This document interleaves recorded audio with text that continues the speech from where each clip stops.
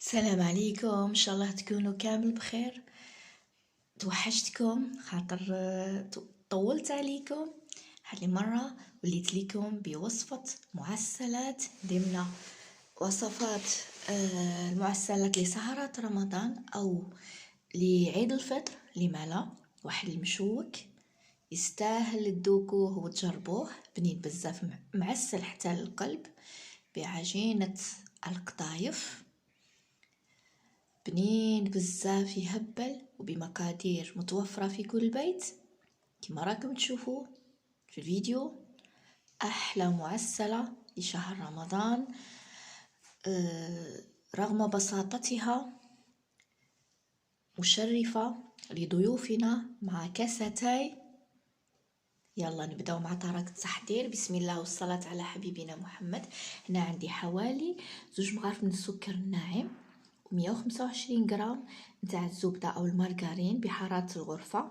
هنا حطيت 2 بيضات، عفوا بيضة كاملة، تقدروا ديروا حتى 2 بيضات او 3، لان الحلوى المعسل هذه ولا مشوك بالقطايف يحب البيض. انا حطيت بيضة واحدة، وزيت حوالي نصف كاس او نصف كيلة نتاع الكاكاو مرحي، قشر مرحي، تقدروا تخليوه بالقشور. درتهم بالباطور باش نتحصلوا على يعني عجينة نوعا ما كريمية او خليط كريمي. هنا زيت ملعقة تاع الفانيلا وساشي تاع لا لوفور شيميك او الخميرة الكيميائية. خلطوا مليح هادو المقادير بملعقة، من بعد نبداو نزيدو في المقادير اللي ما زالت. هنا عندي حوالي 4 مغارف تاع الفرينة. هذا المشوك او هذه المعسلة ما فيهاش فرينة بزاف، يعني القسم الاكبر هي بالقطايف. هنا هذه القطايف في العلبة شريتها ب 19 نالف، يجوا محمرين ويعني ومقصوصين مقطعين. حطيت حوالي كاس هنا، وانتم تزيدوا وتشوفوا.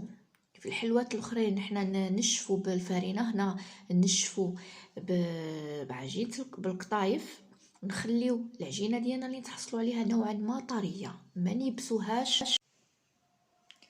هذه هي العجينه اللي تحصلت عليها كما راكم تشوفوا، جات نوعا ما طريه. كي طيب ان شاء الله هي طريه من داخل مقرمشه من برا. دوك راح ندير كوريات تكون متوسطه في الحجم، خاطر العجينه ديالنا فيها الخميره الكيميائيه. ديروها باليد فقط، يعني يعينكم ميزانكم، وشكلوها مليح باش ما تفتح لكمش هذوك لي بول.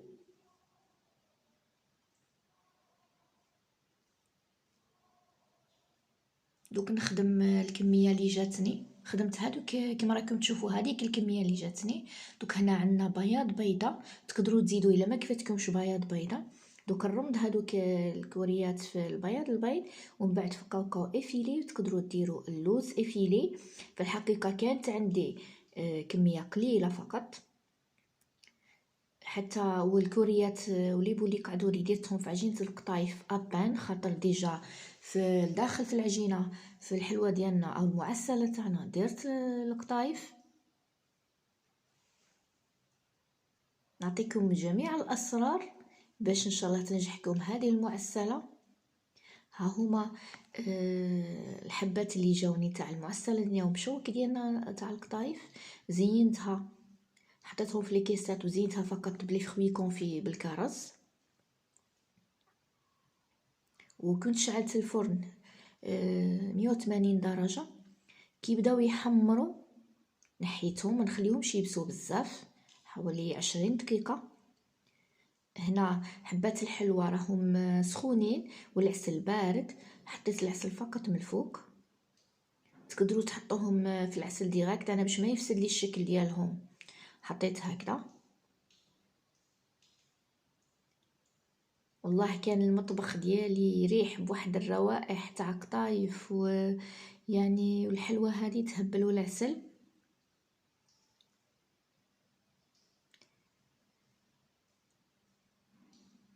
وسهلة وبسيطة وتوجدوها في وقفة ومشرفة لضيوفكم. ان شاء الله تعجبكم وصفتي لنهار اليوم. ما تبخلوش عليا بتعليق جميل وبالجام، هو اللي طلع القناة. ومرحبا بكل المشتركين الجدد. اكيد عائلتي او عائلتنا، عائلة قناتنا تكبر بيكم. اترككم في حمى الرحمن، وشكرا لمن للحق لهذه المرحلة. يعني فتحت لكم حبة باش تشوفوا كيف جات الحبة تاعنا معسلحت لداخل، من برا مقرمشة ومن داخل طرية بنينة بزاف، مع كأس اتاي. بسم الله ما شاء الله. اكيد جربوها مع كل الخطوات اللي قلت لكم. اترككم في حمى الرحمن. السلام عليكم ورحمة الله تعالى وبركاته.